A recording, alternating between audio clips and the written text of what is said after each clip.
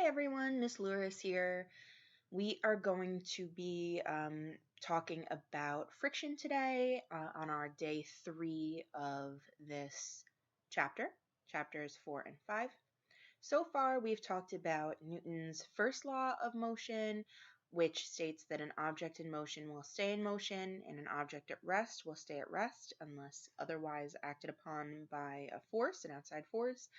And Newton's law, the second law, which is F equals ma, force equals mass times acceleration. So we are going to be going into friction. So friction, we've talked about a little bit regarding static electricity. When you rub two things together, you can create static electricity because of the electron influx. So friction is basically a force that opposes motion between two surfaces that are touching each other. So the main takeaway that you need to take from friction is that the two surfaces have to be touching each other and there has to be an opposing force or an opposing motion. So right now you can't see me, but I am rubbing my hands together. This is friction, okay? That is friction. My hands are not only touching each other, but there is an opposing force between them. It creates heat and it creates energy. Okay? Now you could see this cute little penguin. He's a little chunk and he is sliding on the ice. His little back legs are kicking, propelling him forward. So his belly is in contact with the snow or the ice, and it is creating friction underneath his stomach, between the stomach and the snow. This is creating friction.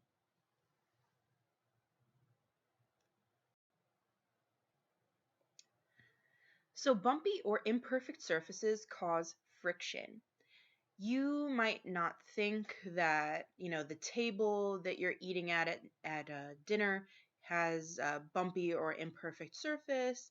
You might not think that the tile floors have a bumpy or imperfect surfaces. However, every single or virtually every single surface has some sort of microscopic contact points, which you could see here, which are microscopic, tiny. Sometimes your hands cannot even feel them. So do you guys remember when we did the Mentos and the Coke, and I said that all of the Mentos have these tiny little nucleation points? They are little bumps all over the Mentos, and that is what made the reaction that we saw. So that is a little bit of an exaggerated example, but every or almost every single surface in the world really has these microscopic bumps. So when two bumpy surfaces are stuck together, they can cause friction. It's kind of like, I'm trying to think of an example. It's kind of like Velcro, okay? Velcro. So Velcro kind of sticks together and you can move it side to side. It's very difficult to do that, but you can do it. That's a very, again, exaggerated example of this, but these little bumps kind of lock into one another and make it difficult for you guys to move things back and forth, in a friction way, essentially, like your hands. If these microscopic contact points did not exist, things would be slipping and sliding all over the place. There would be no friction to keep anyone or anything in place, and things would just be moving constantly. So let's think of some examples where that could actually happen. I'm going to give you guys a little bit of thinking time to think of examples of frictionless surfaces where things kind of just keep moving and moving and moving.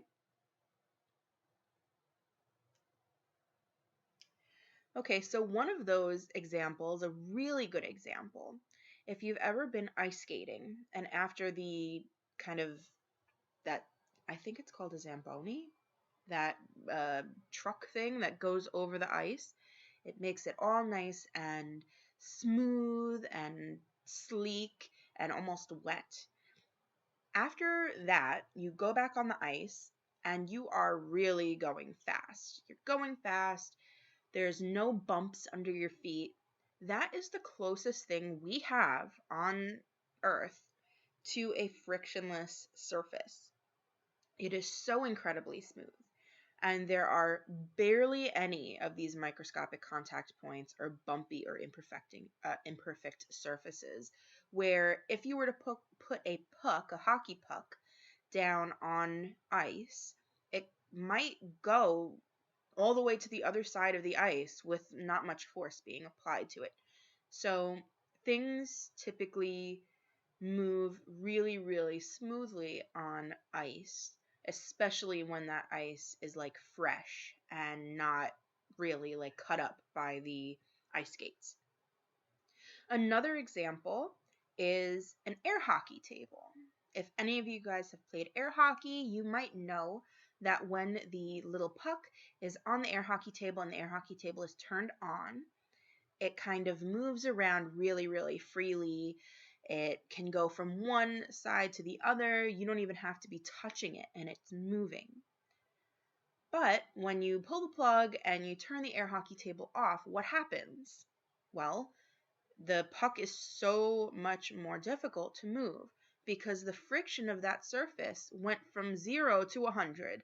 It really amped up the friction because there isn't really any air pumping onto the surface, which is causing the very smooth surface.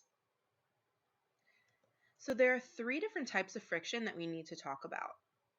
The first type of friction is static. And now static friction happens between 2 stationary objects. Stationary means not moving. So any 2 objects in your house, when you look at it, and it's not moving, that is static friction. So your dresser in your bedroom sitting on the ground is displaying static friction. The water bottle on your nightstand is displaying static friction. The ball in your yard that no one's touching is displaying static friction. Now, in order to overcome static friction, you need to get the object to move. That could be easy, and that could be difficult. It is really, really easy being able to push a water bottle across your nightstand. It's super easy. It might not be easy for like a baby, but we're not babies, and we have enough strength and enough force in our push to be able to push our water bottle across the table and overcome this static friction. Think of static friction as that Velcro that I talked about earlier. It is stuck in place. It is not going to move very easily. You need to put a lot of force into that moving in order to get the 2 objects to kind of unlatch from each other microscopically. So, for example, you can't move an entire refrigerator because the static friction is too great. Now, if you've ever tried to remove a refrigerator, I'm actually ordering a new one right now. They are super, super heavy. I don't know if you guys would be able to move a refrigerator. They're really heavy. I haven't really tried. I'm afraid to scratch the floor.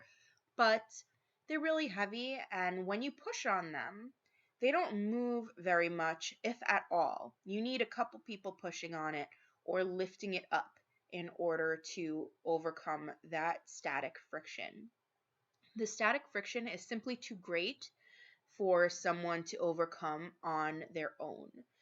So it stays in place. It stays static. Static meaning unmoving or stationary. Sliding friction is the friction that we talk about all the time with our hands moving back and forth, or with the balloon, um, rubbing against someone's head. It is an opposing force that makes it difficult to continue to move an already moving object. So pushing a refrigerator very slowly, kind of pushing anything really, It could be fast or slow, but anything that is sliding across another surface. So two hands moving back and forth together, that is sliding friction because I am able to overcome the static friction, which is very easy for me to do since they're just hands, they're not heavy. And they start sliding and opposing each other. So moving your dresser across the floor would be sliding friction. So it's static friction while it is kind of staying still. That's static friction. And then it becomes sliding friction when you overcome that static friction and it actually starts to move. That is what sliding friction is. So sliding friction is what we tend to think of as friction, moving something against the force trying to get it to stop, if that makes sense. The third type of friction is rolling friction, and this is the easiest kind of friction. This offers the least amount of resistance. So it is the friction between a rolling object and the surface that it's rolling on. So you aren't pushing this object. It's not difficult to really push. It is essentially why we have wheels for cars and stuff. Cars, if they didn't have wheels, they would be pretty difficult to push from one place to another. However, when you put wheels into the equation, it's super easy to to drive a car or to push a car if it's in neutral from one place to another. So for example, a soccer ball rolling toward a goal net. That is rolling friction. So it could be a wheel, it could be a ball, it could be anything that's cylindrical. So I'm in my room right now, I'm looking at things that could possibly turn into rolling friction, and I see a tub of Clorox disinfectant wipes and a bottle of Lysol spray. So if I turn both of those things on their sides and I push them, it would be a lot easier to get them from one point to another instead of having them upright and pushing them. I would need to exert a constant force on them. So if you have a Clorox bottle at home and you put it on the floor and it's upright, you would have to push it the whole way across your room from one end to the other if you wanted to get it from one point to another. However, if it was on its side and created rolling friction instead of sliding friction, you could maybe just give it one good push and it would get from one point to another. So rolling friction is really the easiest way or the easiest of the three frictions to overcome. And that is why we put wheels on so many things. That's why we have wheels on cars. That's why we have wheels on luggage. That's why we have wheelie backpacks, wheels on desks and pieces of furniture, because it's super, super easy to move. Now, I wish we were together in the classroom so I could demonstrate these things for you and so we could work together in demonstrating these things. But I really hope that you are understanding what I'm saying and this content. If you aren't, please let me know. I'd really like for you to try these three types of friction out at home. So I'd like you to try to move something heavy to see if you could do it. I'd like for you to create some sliding friction with really anything in the house, try pushing it. And I'd like for you to create rolling friction by rolling either a ball or something on wheels or something like that. So please, please, please let me know if you need any assistance in this or further clarification. I hope this is good enough, but reach out, don't hesitate, and you guys are going to be doing a reading on friction and on the Newton's three laws today. So use this, use the other two screencasts, and I hope you guys are prepared for the quiz that is coming up soon, which I will let you guys know about. Okay? Have a good day. Stay safe. And again, please let me know if you need any help. Okay? Bye.